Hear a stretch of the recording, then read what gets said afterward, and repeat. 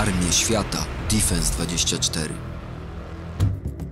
Jeśli podobają się Państwu nasze publikacje, zachęcamy do komentowania, lajkowania i subskrybowania naszego kanału. A w dzisiejszym odcinku zajmiemy się siłami zbrojnymi targanej konfliktami wewnętrznymi i zagrożeniami z zewnątrz Republiki Mali. Państwo to położone jest w zachodniej, częściowo saharyjskiej części kontynentu afrykańskiego i swego czasu mieściła się tutaj jedna z najbardziej rozwiniętych cywilizacji subsaharyjskich. Mali to dzisiaj 8. co do wielkości państwo w Afryce i ma powierzchnię 1 240 000 km². Mali podzielone jest na 8 prowincji. Na północy terytorium Mali to pustynia saharyjska, która graniczy z pustynią należącą do Algierii. Zachodni sąsiedzi to Mauretania i Senegal, południowi Gwinea, wybrzeże Kości Słoniowej i Burkina Faso. Na wschodzie zaś granica przebiega wzdłuż granicy Nigru. Terytorium Mali zamieszkuje 22 miliony ludzi, którzy w 2022 roku wypracowali produkt narodowy brutto w wysokości 18,4 miliardów dolarów. Na obronność przeznaczane są z tego dość duże jak na państwo afrykańskie sumy. W 2020 roku na przykład wojsko kosztowało malijskiego podatnika niemal 800 milionów dolarów, co oznaczało 4,5% PKB. Większość populacji zamieszkuje położone na południu tereny sawannowe i tam też znajduje się stołeczne miasto Bamako. Religią dominującą w Mali jest islam. Względny spokój Mali zakłócił konflikt z zamieszkującymi Saharę Tuaregami, którzy w 2012 roku przejęli kontrolę nad pustynną północą i ogłosili odłączenie, a także stworzenie tam oddzielnego państwa. Stało się to po przewrocie wojskowym w Mali, który odbył się miesiąc wcześniej i osłabił zdolności republiki, jeżeli chodzi o kontrolowanie jej własnego terytorium. W 2013 roku z pomocą lokalnym władzom przyszła Francja, która rozpoczęła tzw. operację Serval i pomogła wyzwolić większość utraconych terenów. Później dochodziło jednak do kolejnych niepokojów wewnętrznych i kolejnych starć z terrorystami, a w 2020 i 2021 roku do 2 kolejnych przewrotów wojskowych. Wszystko to doprowadziło w ostatnim czasie do wycofania się z Mali sił francuskich i oparcia się nowej władzy na Rosji oraz wspierającej malijską armię grupie Wagnera. Siły zbrojne dzisiejszego Mali liczą 13 000 ludzi plus 7800 członków formacji paramilitarnych. Niemal wszyscy żołnierze należą do wojsk lądowych. Siły te nie są zawodowe i pochodzą w dużej mierze z selektywnego poboru połączonego z 2-letnią służbą zasadniczą.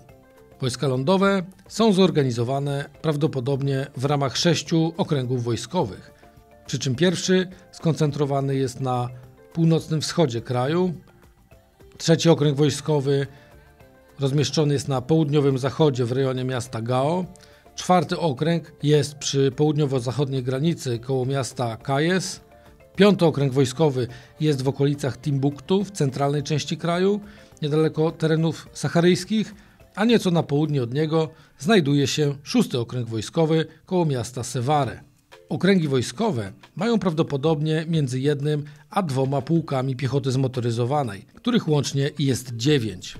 Do tego dochodzi podległa naczelnemu dowództwu kompania specjalna piechoty, będąca malijskim wkładem do wielonarodowej grupy wojsk podległych 4 państwom saharyjskim. Innymi państwami tej grupy są Algieria, Mauretania i Niger. Namiastkę wojsk specjalnych stanowi batalion powietrzno-desantowy. Wsparcie stanowi także batalion inżynieryjny i jednostka medyczna. Oprócz tego wojskom lądowym może pomagać żandarmeria z 11 kompaniami i trójkompanijną grupą specjalną oraz Gwardia Narodowa z 6 kompaniami na wielbłądach służących jako formacja rozpoznawcza. Do dyspozycji malijskich wojskowych jest także policja i lokalne milicje. Pod wojska lądowe podlega niewielka rzeczna marynarka wojenna z 3 łodziami patrolowymi. Służy w niej 130 marynarzy. Główne pojazdy bojowe wojsk lądowych stanowią dostarczone przez Francję i państwa zachodnie samochody opancerzone i MRAP-y. Szacuje się, że jest ich niemal 150, w tym południowoafrykańskie mrapy Caspir, Marauder i wyroby arabskie, wozy Stormlight z Kataru oraz pojazdy Straighta z Zjednoczonych Emiratów Arabskich, Cougar, Gladiator, Python i Typhoon. W użyciu jest też około 50 kołowych transporterów opancerzonych, w tym około 20 BTR-ów 60 i 70 i 27 lekkich francuskich transporterów opancerzonych Bastion. Jako wozy bojowe są wykorzystywane także posowieckie rozpoznawcze pojazdy BRDM-2. Oprócz tego w użyciu są także liczne samochody terenowe i ciężarowe. W magazynach mogą znajdować się także pojedyncze sztuki czołgów T-55 i PT-76, które są spadkiem dawnej sowieckiej pomocy wojskowej. Jednak wozy te, ze względu na zasięg, ekonomikę, dostępność części i charakter zagrożeń, są praktycznie nieużywane. W użyciu jest za to posowiecka artyleria, w tym ponad 20 haubic ciągnionych D-30 i wyrzutnie rakietowe BM-21 Grad.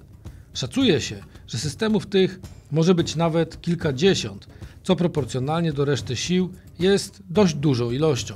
W siłach zbrojnych Mali proporcjonalnie dużą rolę odgrywają także wyodrębnione w osobny rodzaj sił zbrojnych siły powietrzne, co biorąc pod uwagę rozmiary i otwarty krajobraz kraju nie dziwi.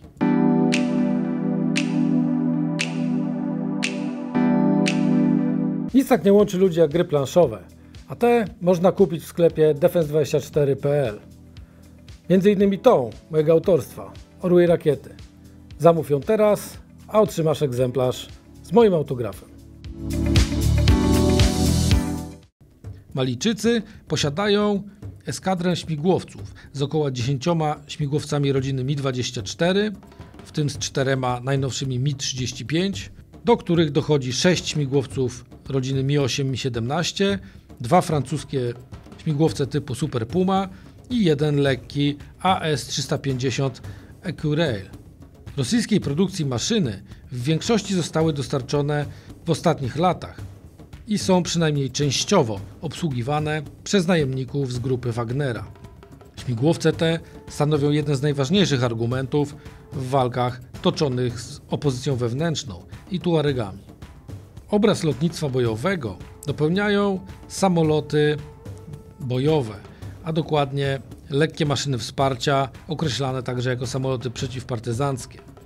Do niedawna komponent ten stanowiły 3 brazylijskie samoloty turbośmigłowe Super Tucano, ale w ubiegłym roku dołączyły do nich podarowane przez Rosję 4 samoloty L-39 Albatros produkcji czechosłowackiej i 1 samolot pola walki Su-25. Perła w koronie malijskiego lotnictwa bojowego rozbiła się jednak już w październiku ubiegłego roku, grzebiąc w szczątkach rosyjskiego najemnika i pozostawiając w linii łącznie 7 lekkich samolotów wsparcia.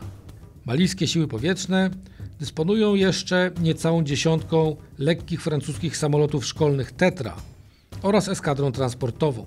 Ta ostatnia dysponuje pojedynczym, nowoczesnym Airbusem C-295W, 2 chińskimi Y-12 oraz sędziwym samolotem Basler BT-67. Jako maszyna rozpoznawcza i dozorowa wykorzystywana jest pojedyncza Cessna 208 Caravan. Prawdziwą ciekawostką jest jednak nabycie przez Mali taktycznych bezzałogowców Bayraktar TB2 od Turcji.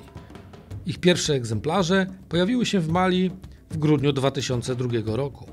Siły zbrojne Mali to typowa formacja zbrojna przystosowana do lokalnych zagrożeń. Jej trzon stanowi piechota, wykorzystująca stosunkowo lekkie pojazdy, którą można lokalnie wesprzeć artylerią i silnym jak na ten rejon świata, wręcz wszechwładnym lotnictwem. Osobną kwestią pozostaje jednak, na ile ten zaawansowany sprzęt może być obsługiwany dzisiaj przez Malijczyków, a w jakim stopniu muszą się oni opierać dzisiaj na najemnikach.